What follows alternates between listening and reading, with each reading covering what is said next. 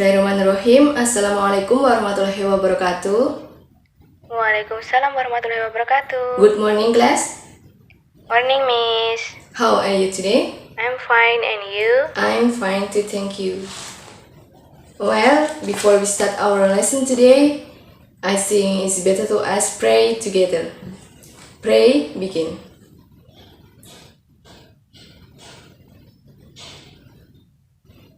Pray enough.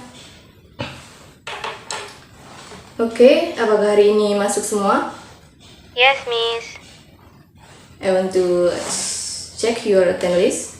Tasya, Present, Miss. Adis. Present. Oke, alhamdulillah masuk semua. So, are you ready to lesson today? Yes, Miss. Oke, Miss mau sebelum kita masuk pelajaran pada pagi hari ini, kita ice breaking dulu gimana? Oke, Miss. Miss mau kita sing song dulu, kita seru-seruan, biar nanti kita relax dan kita semangat belajarnya. Oke, kalau Miss bilang gini, good morning everybody, how are you? Kalian jawabnya, just fine, sambil jempolnya gini, just fine. Kita coba ya. Good morning everybody, how are you? Just fine. fine. Good morning everybody, how are you? Just fine. fine. Good morning to you, good morning to me. Good morning everybody, how are you? Just fine. Fine. Gitu ya. Sekarang kita coba. Good morning everybody, how are you? Just fine. fine. Good morning everybody, how are you? Just Just fine. fine. Good morning to you, good morning to me. Good morning everybody, how are you? Just fine. fine. Good morning everybody, how are you? Just fine. fine. Good morning everybody, how are you? Just fine. Good morning to you, good morning to me. Good morning everybody, how are you? Just fine. Oke, kasih tepuk tangan untuk kita semua biar kita semangat belajarnya. Okay, so are you ready to listen today? Ready, Miss. Okay, very good. Tapi sebelum kita belajar materi yang baru, Miss mau tanya, kira-kira ada yang masih ingat nggak kemarin kita belajar tentang apa? Do you remember about the lesson last week? Yes, Miss. Ya? Descriptive text. Okay, descriptive text. How about definition descriptive text? Describe about something or Yeah, someone. describe about something or someone. So, what is gonna be structure in the descriptive text? Ada dua, Miss. Yeah, what is? Identification and description. Okay, good. So, what is language feature? Using simple present tense, Miss. Noun and pronoun. Okay, what else? Using adjective sama atribut verb, Miss. Yeah, good. Oke. Jadi kalian sudah paham, sudah menguasai materi yang minggu lalu. Jadi sekarang kita saatnya mempelajari materi yang baru. Kira-kira apa sih materi yang akan kita pelajari hari ini? Ada yang tahu nggak? Gak tahu, Miss. Oke, jadi hari ini kita akan mempelajari tentang naratif teks. Ya, teks naratif. Apa sih itu teks naratif? Jadi teks naratif itu suatu cerita yang berisi tentang urutan suatu kejadian atau masalah yang mencapai klimaks atau puncak masalah dan pada akhirnya menemukan suatu solusi atau penyelesaian yang dilakukan oleh tokoh utama. Kira-kira apa aja sih yang termasuk dalam naratif teks? Ada yang tahu nggak? Coba sebutin. Legenda. Iya, ada legenda, legend. Mitos. Iya, mitos, myth. Fairy tale. Ada fairy tale, fable. Ya, itu semua jadi termasuk ke dalam naratif teks. Nah, naratif teks ini juga memiliki beberapa generic structure. Jadi narrative text ini memiliki 3 macam generic structure, terdiri dari orientation, complication, and resolution. Apa itu orientation? Orientasi itu biasanya terletak pada bagian awal cerita.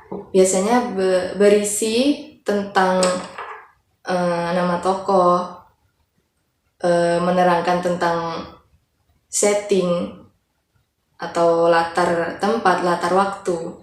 Biasanya mengandung 5W1H. Siapa, apa, kapan, di mana cerita itu dibikin. Nah, selanjutnya ada complication. Complication ini masalah-masalah mulai bermunculan dari tokoh utama tersebut. Kemudian setelah complication ada resolution yang terletak pada akhir cerita atau bisa dikatakan penyelesaian masalah itu sendiri.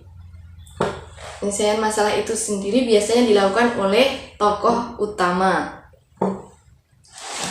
Nah, penggunaan naratif teks ini juga memiliki ciri-ciri. Kira-kira ciri-cirinya apa aja? Yang pertama, menggunakan action verb dalam bentuk past tense atau masa lampau. Misalnya ada walk, said, wonder, dan sebagainya. Kemudian menggunakan nouns atau kata ganti orang, hewan, atau benda tertentu dalam cerita tersebut. Misalnya menggunakan kata-kata the boy, the girl, the queen, the prince, dan sebagainya. Kemudian menggunakan time connective dan conjunction untuk mengurutkan kejadian-kejadian. Misalnya menggunakan before, after, then, next, dan sebagainya. Kemudian terakhir menggunakan adverb atau adverb biar phrase untuk menunjukkan lokasi kejadian atau peristiwa. Misalnya on sea, in the mountain, dan sebagainya. Sekarang kita masuk pada contohnya. Di sini Miss punya satu contoh naratif teks legenda ya. Ada The Legend of Prambanan Temple. Bisa tolong dibaca, Tasya? Yes, Miss. Okay, time's yours. The Legend of Prambanan Temple. Once there was a beautiful Javanese princess whose name was Rara Jungrang. Rara Jungrang, whose beauty was very famous in the land, was the daughter of Prabu Baka, an evil king. One day, a handsome young man with supernatural power named Bandung Bondowoso defeated and killed Prabu Baka. On seeing Princess Rara Jungrang is very beauty, Bandung Bondowoso fell in love with her and want to marry her. Meanwhile, Princess Rara Jungrang felt sad due to her dead father. She did not want to marry Bandung because he had killed her father. But she was also afraid of Bandung, so to refuse politely, she made a condition. I will marry you, but you have to build 1,000 temples in one night as a wedding gift, requested Rara Jungrang. Bandung Bondowoso agreed with the condition. Helped by the spirit of the demons, Bandung Bondowoso started building the temples. Approaching midnight, the work would nearly be done. Rara Jungrang knew and thought, what shall I do? Bandung Bondowoso is smarter than I would lose against Bandung. Oke, enough. Bisa dilanjutkan untuk paragraf selanjutnya. Silakan Adis, tolong dibaca paragraf selanjutnya. Suddenly, she got an idea. She woke up all the women in the palace and ordered them to make the noisy sounds of grinding rice so that the rooster thought it had already been done. Bandung Bondowoso got frustrated because he failed completing the 1,000th temple. The princess has decided me, following his anger. He cursed Rara Jungrang, you have been cheated. Now the 1,000th temple is you.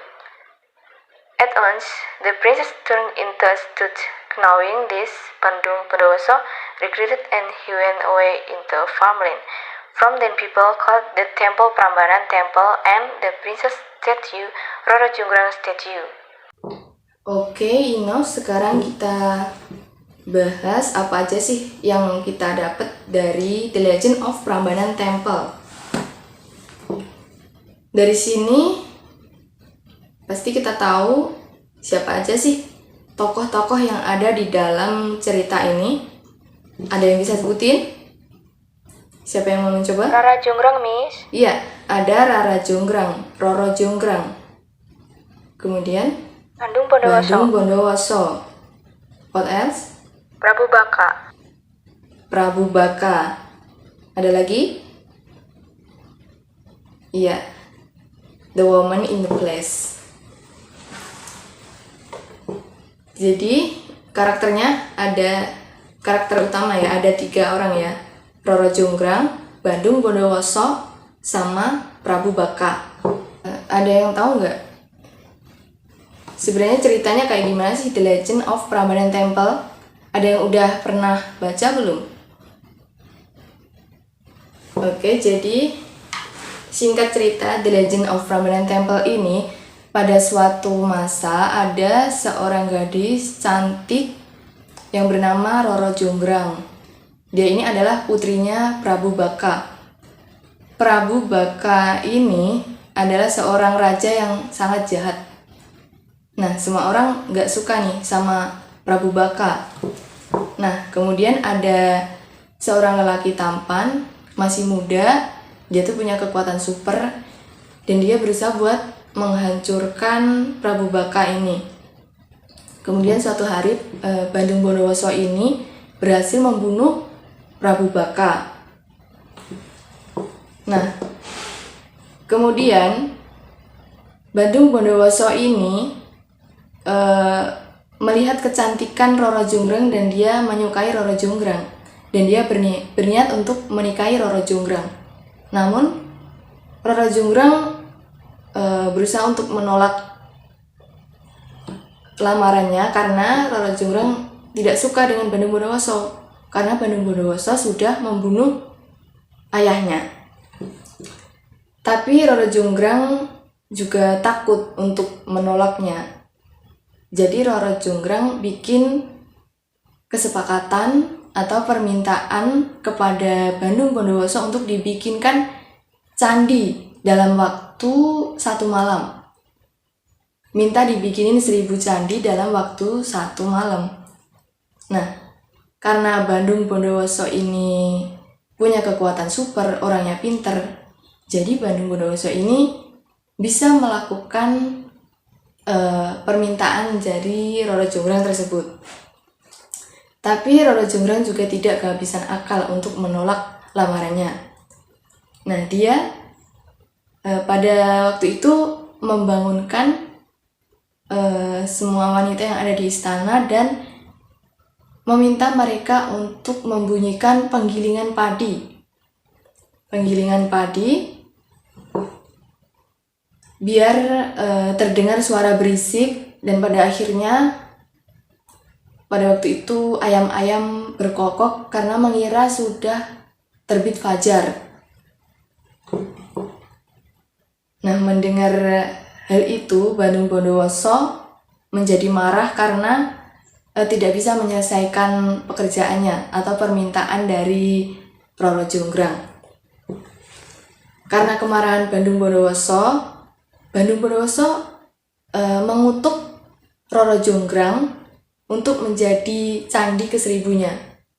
Nah, sejak saat itulah Candi Prambanan dijuluki sebagai Candi Roro Jonggrang.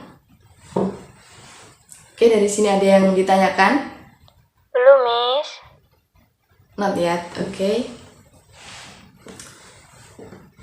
Oke, dari cerita tadi kita sudah tahu tokoh-tokohnya, ada Roro Jonggrang, Bandung Bondowoso, dan juga Prabu Baka. Ada yang lain lagi, beberapa wanita di istana. Kalau setting tempatnya ada yang tahu nggak? Ada di mana? In the farmland, Miss. Iya, ada di palace and farmland. Oke. Kemudian latar waktu. Kira-kira kapan itu kejadiannya? Malam hari, Miss. Ya, malam hari. Pas waktu Bandung Bondowoso bikin candi itu malam hari. Oke, dan kira-kira ada yang tahu nggak moral value atau kata-kata moral, pesan moral, nasihat? Ada yang tahu nggak? Iya, nggak boleh ceroboh untuk mengambil keputusan. Iya, jadi Roro Jonggrang itu seharusnya mengambil keputusan sebaik mungkin ya, nggak boleh ceroboh. Karena Bandung Bondowoso itu orangnya punya kekuatan super, bisa melakukan apa aja. Nah, sekarang kita bahas generic structure-nya dari The Legend of Prambanan Temple. Kita mulai dari orientation. Kira-kira yang termasuk orientation itu yang bagian mana sih? Iya, yang ada di awal cerita. Jadi dari Once Upon a Time itu sampai satu paragraf, sampai An Evil King. Itu termasuk orientation, jadi pengenalan. Kemudian complication-nya kira-kira ada di mana nih? Ada yang tahu pada bagian mana nih masalah mulai bermunculan? Ya, jadi masalahnya mulai bermunculan ketika Bandung Bondowoso melihat Roro Jonggrang yang begitu cantik sehingga dia menyukainya dan dia ingin menikahinya. Nah, itu sumber masalahnya ya. Sehingga mencapai puncak masalah yang di sini dijelaskan, Roro Jonggrang meminta Bandung Bondowoso untuk membuatkan 1000 candi dalam waktu semalam. Dan untuk resolusinya di sini dijelaskan Roro Jonggrang memiliki ide untuk membangunkan wanita di istana untuk membunyikan penggilingan padi biar ayamnya terbangun berkokok karena mengira hari sudah fajar, sehingga Bandung Bondowoso tidak bisa menyelesaikan pekerjaannya saat itu. Oke, sampai sini ada yang ditanyakan? I think clear, Miss. Jadi, naratif teks itu adalah cerita karangan atau cerita fiksi. Jadi ceritanya tidak nyata, yang terdiri dari 3 generic structure. Ada apa aja? Orientation. Ya, orientation, complication, dan resolution. Oke, good. Nah, kira-kira kalian sudah bisa ya membedakan antara orientation, complication, dan resolution? Yes, Miss. Oke, very good. Baik, kalau tidak ada yang ditanyakan, enough untuk materi kita pada kesempatan kali ini. Let's say hamdalah, alhamdulillahirabbil alamin. Jangan lupa materinya dipelajari di rumah. Tetap semangat belajar. Thank you for your attention. See you next week. Wassalamualaikum warahmatullahi wabarakatuh.